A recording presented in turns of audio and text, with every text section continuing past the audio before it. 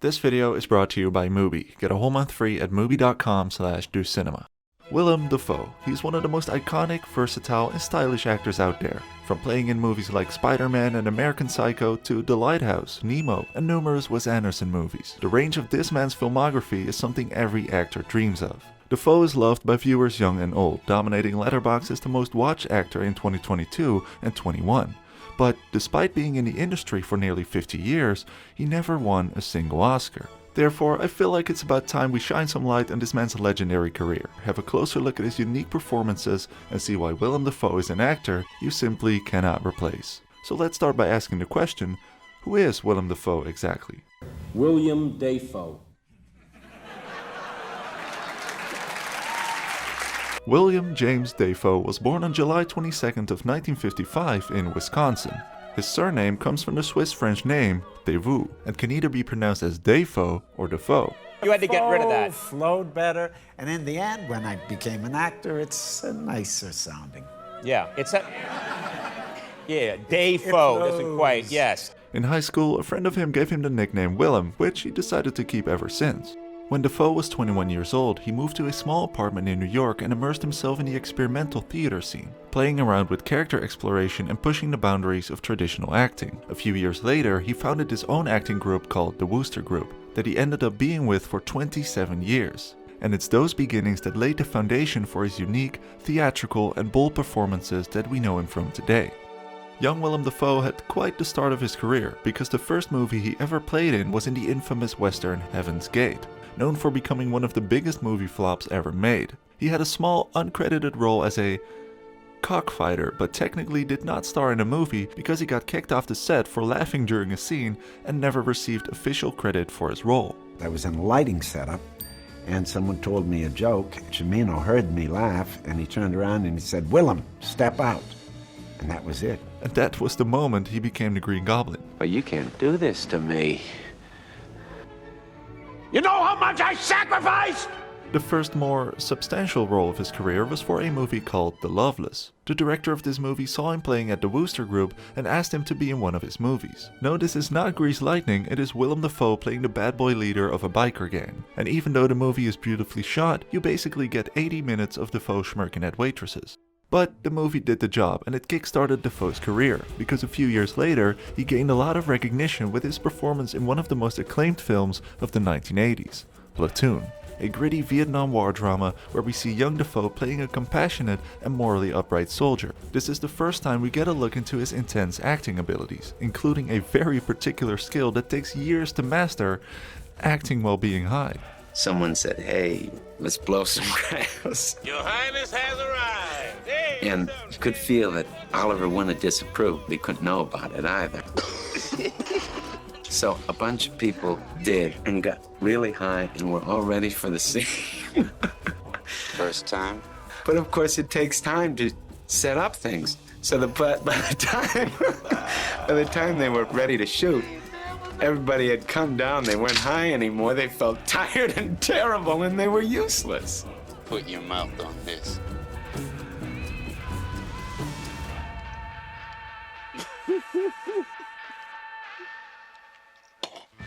Dafoe's performance is probably the most memorable of the entire movie and earned him his first Academy Award nomination. But even though he did not win, he did get the attention of none other than Martin Scorsese, who decided to cast him for another iconic role in The Last Temptation of Christ. This movie became somewhat controversial because it's nearly impossible to satisfy everybody portraying Jesus Christ. However, that is exactly what drew Dafoe to the role.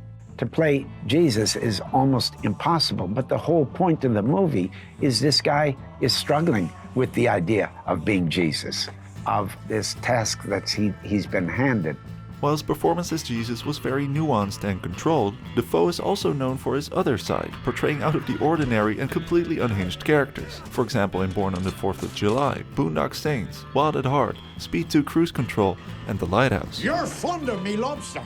We all know Dafoe has a very expressive face, which has given us many iconic memes over the years. And having such an iconic face is a great gift when you're an actor, but according to Dafoe, when you let it go, it will just start doing things on its own. I've got a pretty flexible face and expressive face, and I don't censor it. I let it do its thing. I don't put on faces, but I know for a fact that my face can do some really extreme things. And so when you freeze it into a meme, yeah, you can get a lot of laughs out of that. That's for sure. You know, I'm something of a meme myself. In 1990, director David Lynch was like, I'm gonna make use of that, and decided to awaken Willem Dafoe's inner villain. For the movie Wild at Heart, David Lynch urged Dafoe to go to the dentist to create a set of fake bad teeth, in order to make his face even more expressive. I put them in my mouth, and I couldn't close my mouth properly. Anybody, go like this.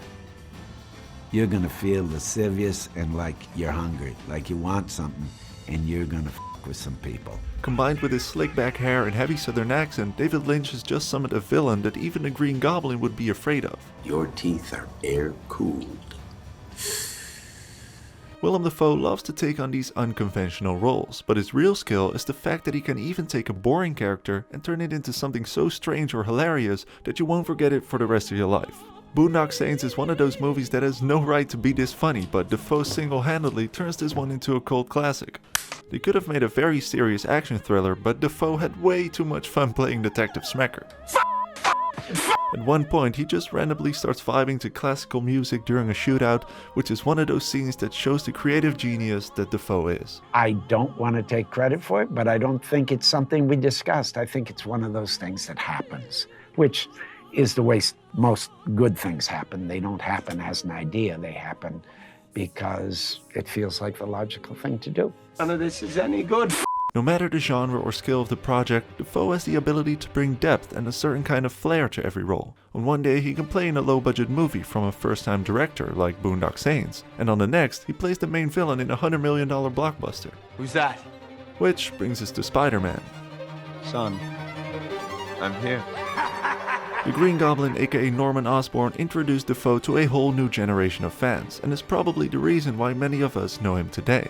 His ability to switch between Norman and the Green Goblin and have them be recognizably unique characters is a masterclass in acting. You can't help but feel sympathy for Norman, but at the same time be terrified when he is the Goblin.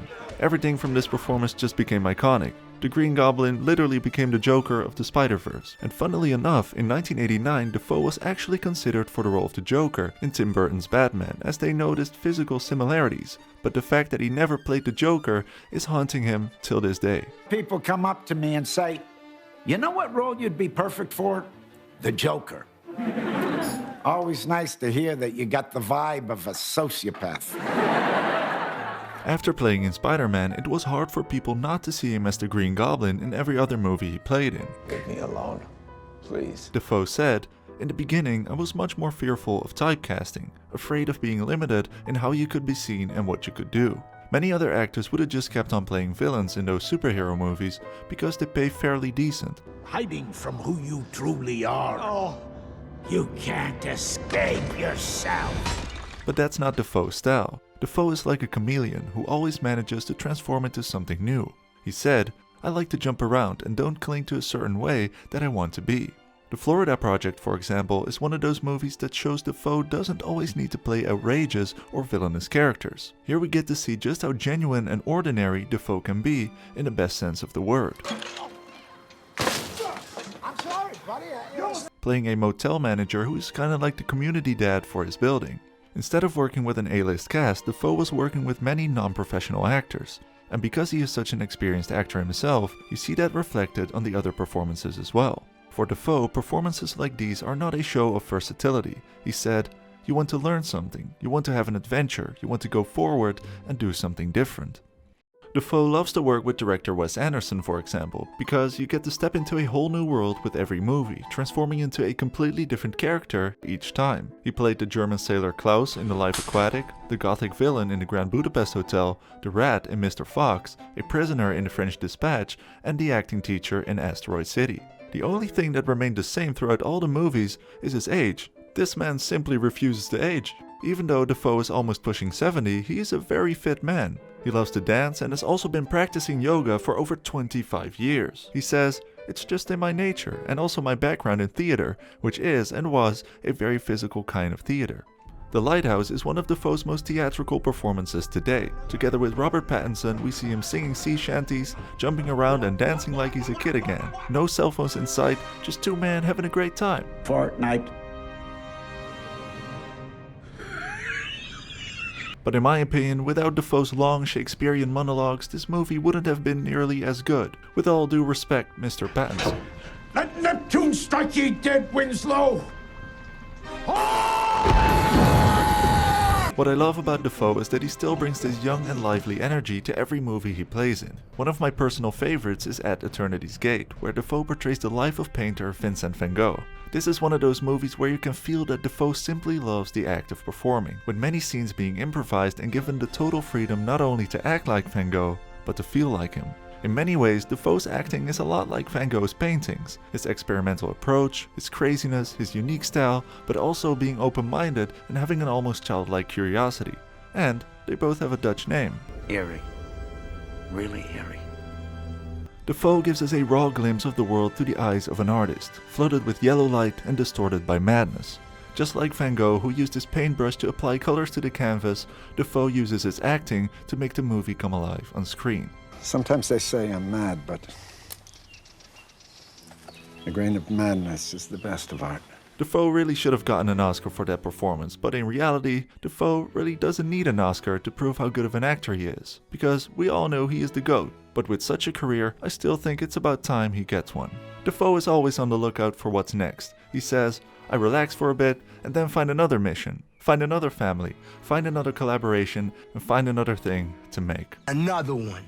Willem Dafoe honestly seems like one of the coolest guys to be around. Maybe one day he will give the world the secrets of its eternal youth, but maybe we can finish the video with a style tip. If you give anybody a style tip, what would it be? I wouldn't do that. I would never give anybody a style tip. Maybe that's what makes Dafoe so unique. Just be you, and that's all that matters. But in the meantime, I have another secret to share, because the movie Tommaso, starring Willem Dafoe and many other movies from Yorgos Lanthimos, who directed Poor Things, are currently streaming on Mubi. Not only in my country, the Netherlands, but in many other countries. Mubi is a curated streaming service dedicated to elevating great cinema from all around the globe. From iconic directors to emerging auteurs, there's always something new to discover. And the best thing is that they are all carefully handpicked by Mubi curators, allowing you to discover the best cinema at your fingertips, streaming anytime, anywhere. We work anytime, anywhere. We work Jewish holidays? Anytime, anywhere. You can try Mubi free for 30 days at mubi.com/docinema. That's mubi.com/docinema for an entire month of great cinema for free.